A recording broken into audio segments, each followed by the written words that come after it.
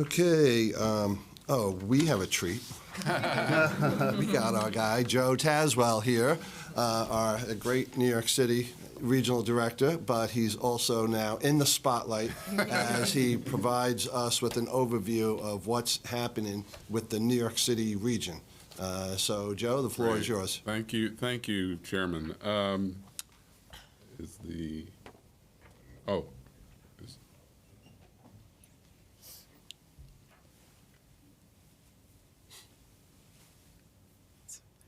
Is it going? There we go. Okay. So, well, I mean, first of all, let me say I have a very tough act to follow after Mike Yabali's excellent presentation on the Capital Region in July. But I do appreciate the opportunity to provide an overview of New York City and to share the Regional Council's progress. Let me first start with regional profile. Well, with a population of 8.8 million people, New York City is home to 40% of the state's population, and the population has grown nearly 8% since 2010. New York City has more than 250,000 businesses and is ranked #1 in the U.S. with the number of S&P 500 index companies headquartered here at 43. We're the world's top financial center and a key contributor to the state's #2 national ranking in general venture capital investment. We also have 594,000 university students at 110 private and public universities and colleges, contributing to the region's highly educated workforce and talent pipeline. We're also now home to 369,000 tech jobs, and this sector has grown faster than any other over the last 15 years. Moving to economic health, coming out of the pandemic, New York City's economy is showing signs of progress. The city's real gross city product was $886 billion in 2021, the last year reported, up from $879 billion in 2019. The unemployment rate is currently 5.3%, and the city has regained more than 99.9% of pre-pandemic private sector employment. That's just 800 jobs away from a full recovery. 152,000 jobs have been added over the last year, primarily in private education and health services, and leisure and hospitality. Since June, the city's labor force participation has maintained an all-time high, reaching 62.7% as more New Yorkers are joining or rejoining the labor force. Subway ridership is nearly 70% of pre-pandemic levels, and the city expects to welcome about 63 million tourists in 2023, which is nearly 95% of pre-pandemic levels. All good news. I'm impressed with every stat you shared so far. In addition, the governor has made a number of important infrastructure announcements over the last 2 years that will contribute to the city's long-term economic health, including the opening of Terminals B and C at LaGuardia Airport, the start of construction on JFK's Terminal 6, the Federal Highway Administration's completion of the environmental review of congestion pricing, a key step in the implementation of that program, and the Biden-Harris administration recently announced that it was advancing the Gateway Hudson River Tunnel project, officially beginning the engineering phase of that $17 billion project. At the same time, the city has emerged from the pandemic facing a vastly changed economic and social landscape. Hybrid work seems to be here to stay. The city's office occupancy averages just below 50% of pre-pandemic levels. This is impacting the commercial office vacancy rate, which is nearly 18% in Manhattan, and may eventually impact commercial office building values. In addition, competition is rising both domestically and globally to New York City's dominance as a financial center. The city is also facing an affordability crisis and housing shortfall.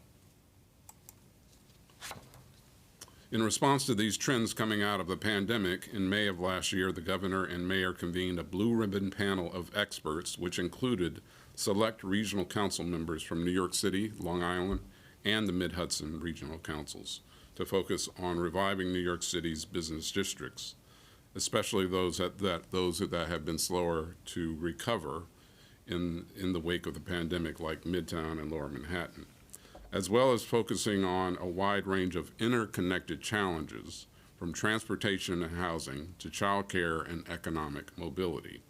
Last December, the governor and mayor released the new New York Action Plan, which includes 40 recommendations around reimagining commercial districts as vibrant 24/7 destinations, making it easier for New Yorkers to get to work, and generating inclusive, future-focused growth. The REDC in New York City will, like the other councils, be updating their strategic plan, so I expect the New York City REDC will be looking at these recommendations more closely. That provides a segue into the New York City REDC. The New York City Regional Council has focused its regional strategies and priorities on accelerating economic growth and job creation by building on the city's strengths, while at the same time ensuring that economically distressed communities and populations have opportunities to participate in the benefits of that growth. The REDC also seeks to reinforce the prominent industries and large institutions that anchor the city's economy, and foster collaboration with other regions across the state to build new industry clusters in the innovation economy. The REDC has a 5-barrel strategy based on 5 key pillars: improving quality of life, creating a pro-growth, pro-jobs environment, investing in the future, fostering innovation and interregional cooperation, and implementing an opportunity agenda, which this strategy focuses on the need for workforce development to close the skills gap and create opportunities for upward mobility. Moving on to projects, over 12 rounds, the New York City Regional Council has been awarded over $535 million in grants and tax credits to assist 980 projects that will leverage more than $7.8 billion in total investment, creating and retaining over 51,000 permanent jobs. And I'd like to highlight the New York City's strategy of investing in distressed communities. Almost a third of these projects are located in federal Opportunity Zone census tracts. I'd like to close by highlighting 2 recent projects that address 2 of the governor's priorities: promoting affordable housing and combating climate change. In the first, Greenpoint Manufacturing and Design Center, a nonprofit industrial developer, is partnering with the Bridge and Mega Development to redevelop at a cost of $118 million a former industrial complex in the Brownsville area of Brooklyn.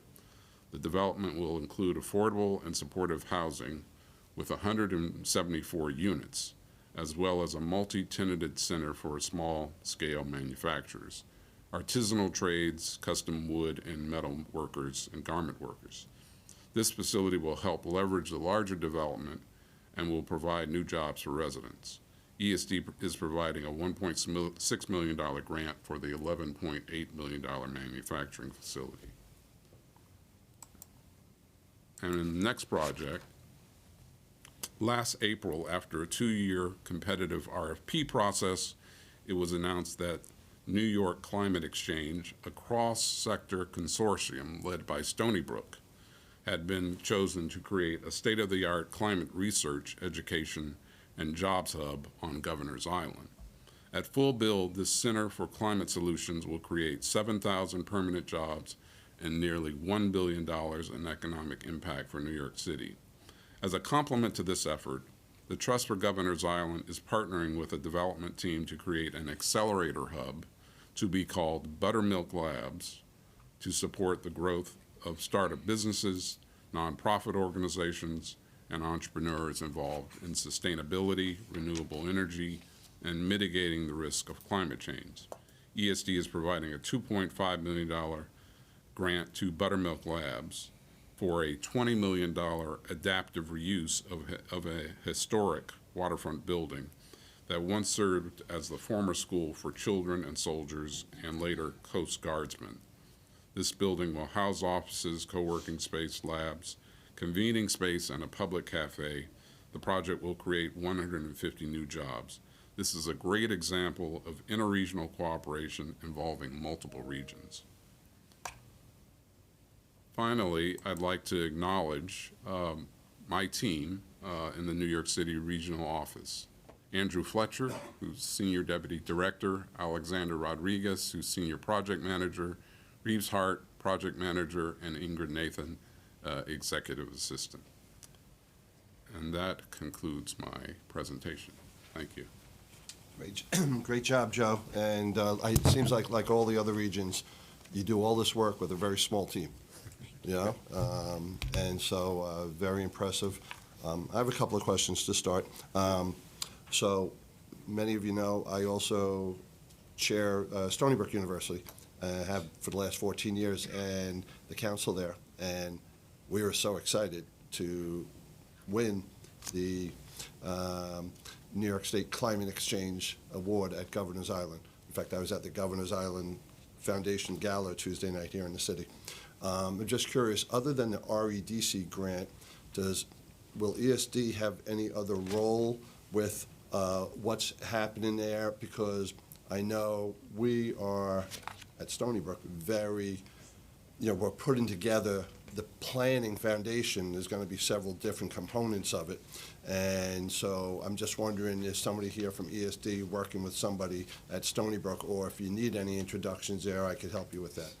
I would love to have an introduction to someone at Stony Brook. That would be great. I mean, we've been working closely with the Trust for Governor's Island on this project, but then we're also supporting other renovation of existing buildings there. So yes, please. Good. So please, offline, I could introduce absolutely, you to the main please. point Thank people you. there, because we're excited about it. Second question, as ESD seems to be getting more involved in housing, and as Governor Hochul continues to make the creation of more housing units, one of her top priorities throughout the state, is the REDC also trying to figure out what role that we can play, since we historically defer to HCR on these issues? Absolutely. I mean, in New York City, there seems to be a model that's been developed to have a cultural organization or cultural entity be a part of these real estate development projects. So we're actually involved with about 5 of these. One is actually got an event today in the Bronx, Bronx Point, which we're supporting the Universal Hip Hop Museum.